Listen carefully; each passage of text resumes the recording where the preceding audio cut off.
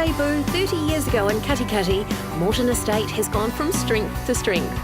The original winery building still operates as the barrel hall, cool store and cellar door on the same site. And one of the people who's been with the company for many years is Fiona. The original owner of Morton Estate was Morton Brown. Right. And he came to the Katikati area to grow kiwi fruit. Kiwi fruit, okay. But just when he arrived, the bottom fell out of the market. So he switched to growing grapes. And at the same time, he built this amazing building we're standing in at the moment. Everyone right down from the vineyard staff to the winemaking staff, we're also passionate to produce an outstanding wine. And it's just fantastic to be able to work amongst those sorts of people. So when John Coney bought the company, there were only 2 vineyards, and one of them was in Marlborough. He very quickly added this Awatiri Valley vineyard to the mix, and these days Tom looks after it. All right, I think we should try some of this fantastic Awatiri Sauvignon Blanc. Stone Creek Sauvignon, thank you, Mr. Coney. My pleasure.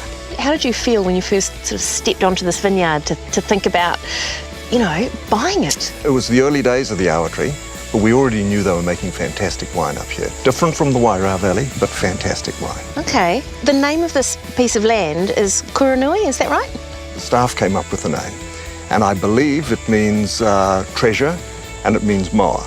Well, we're not going on a moa hunt today, but we've found ourselves some pretty fantastic Sauvignon Blanc, haven't we? Fantastic, all right. It's she's a stunner, and it just shows you what the Awatiri can produce, And it's really herbaceous, isn't absolutely. it? Really herbaceous, but not sweaty and it doesn't have that kind of squinty acidity. It's quite soft and plush. The capsicum comes through, the grassiness as well, and it's got some pretty good structure too. What is it about this part of Marlborough that makes it so fantastic for growing grapes? It's the elevation, and it's the cooler climate, and the extremities of the climate as well. It's not unheard of for us to be pushing 40 degrees during the day. No way, really? Yeah, 40? 40, yeah, so we try and get most of our work done before lunch. Always wise, I try to as well. Absolutely, and then overnight, it can be as cool as, 4, 5, 6 degrees. There's no better place than New Zealand to be in the wine business. Also, you like to be associated with people who are passionate and professional and dedicated, and we've certainly got that at Morton's. I think we should salute you and your great team. Cheers. Absolutely, cheers. Cheers. And the Awatiri. Cheers. And the Awatiri. As well as Marlborough, Morton also have vineyards in Hawke's Bay, some Syrah from the Bridgepar Triangle, and up here in Marapiro, they grow Riesling and Pinot Gris. Welcome, I'm John Arledge and you're at Morton Estates Vineyard in Marapiro. Morton's came out here, we were one of the first producers to come to this side of the river. People thought we were nuts because it was so far out. My wife thought it was nuts because I had to bring her out here. These soils, all pure red metals with the smallest amount of topsoil, so it gives us complete control over viticultural practices. We belong to the Sustainable New Zealand system and we try and do things in a sustainable manner, obviously, with sheep doing a lot of our manual work with leaf plucking and so forth. And really, it's a beautiful part of the country to live. On the other side of the Naruroro River is the aptly named Riverview. It's here that the grapes grow for some outstanding and iconic Chardonnay. Tell me about the Canelio. Canelio for us is the pinnacle of our Chardonnays. It's a wine that we only produce in very special years. Okay. Yeah, it's like white gold, gorgeous. It's a very elegant wine. It has very ripe fruit characters, honey, caramel, butterscotch. It is a very powerful wine and it's just absolutely delicious. It's like creme brulee inside a little toasted oak bowl. Yeah. It's gorgeous and there's grapefruit and there's little hints of vanilla and spice and it's just so slippery and kind of elegant. It just sort of slips down.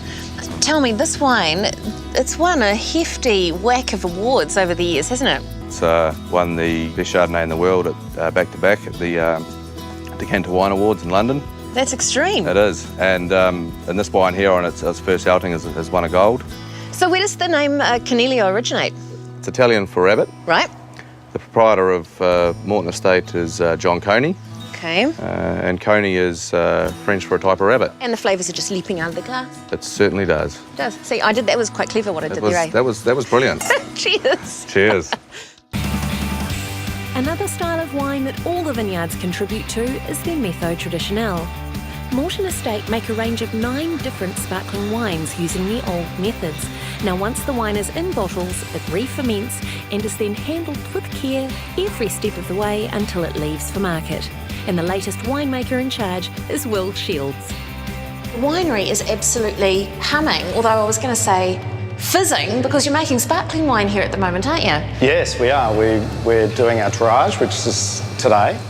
What am I leaning on here? These are quite crazy looking bins. This is basically a riddling bin.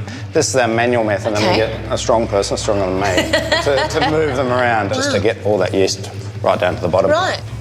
We freeze the neck. Okay. And then take the top off, and the pressure inside the bottle will expel that frozen plug of yeast.